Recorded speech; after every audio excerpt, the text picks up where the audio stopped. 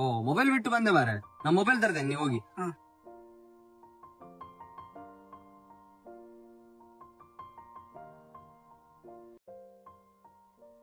Wow, nice.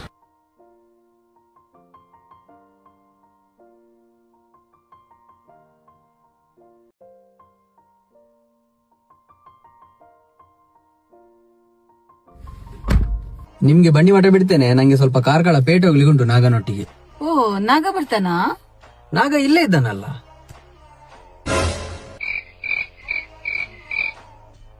ಇವನು ಎಲ್ಲಿದ್ದ ಮರೇಶ್?